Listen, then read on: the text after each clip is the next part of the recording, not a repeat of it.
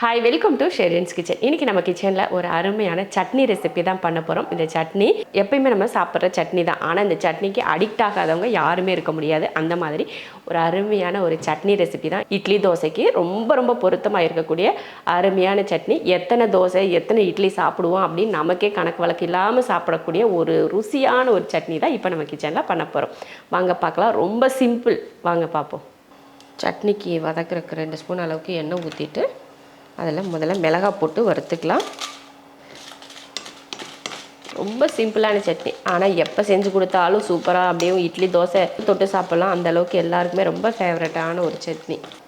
மிளகாயை முதல்ல வறுத்து தனியாக எடுத்து வச்சிடலாம். ஏன்னா அது கூடவே எல்லா வெங்காய கூடயே சேர்த்து போட்டோன்னா ஒரு மாதிரி வதன்னு இருக்கும். அதனால் மிளகாயை தனியாக வறுத்துட்டு அதுக்கப்புறம் வெங்காயத்தை சேர்த்துடலாம். நான் 2 பெரிய வெங்காயம் எடுத்திருக்கேன், அதை சேர்த்துக்கிறேன். சின்ன வெங்காயம் பெரிய வெங்காயம் உங்களுக்கு எந்த வெங்காயம் விருப்பமோ அந்த வெங்காயம் நீங்கள் சேர்த்துக்கலாம். இந்த மாதிரி 3 பல் பூண்டு சேர்த்துடலாம். சேர்த்து வெங்காயம் லைட்டாக வதங்கட்டும். அப்புறமா தக்காளி சேர்த்துக்கலாம். ஆன் பண்ணிட்டேன். வெங்காயம் ரொம்ப எல்லாம் வதங்க வேணாம். லைட்டாக ஒரு 30 செகண்ட் கிட்ட நல்லா வதக்கி விட்டுட்டு அதுக்கப்புறமா தக்காளி சேர்த்துக்கலாம். நான் நல்ல பழுத்த தக்காளியாக 4 தக்காளி எடுத்திருக்கேன். கூடவே இந்த மாதிரி சின்ன துண்டு புளி எடுத்துக்கோங்க. உங்களுக்கு புளிப்பு அதிகமாக பிடிக்காது அப்படின்னு நினச்சிங்கன்னா இதில் பாதி புளி எடுத்துக்கோங்க. ஆனால் இது கார சட்னியில் புளிப்பு காரம் எல்லாம் கலந்து இருந்தால் தான் நல்லா டேஸ்ட்டாக இருக்கும் இல்லையா? அதனால் கொஞ்சம் புளிப்பு சேர்த்துக்கோங்க. தக்காளி புளிப்பு கூட கொஞ்சம் தக்காளியில் புளிப்பு இருக்கும், ஆனால் கொஞ்சமாக புளி சேர்த்துக்கிட்டோம்னா இன்னும் கொஞ்சம் அந்த டேஸ்ட் நல்லாயிருக்கும். அதனால தான் கொஞ்சம் புளி எக்ஸ்ட்ரா சேர்த்துக்கிட்டேன்.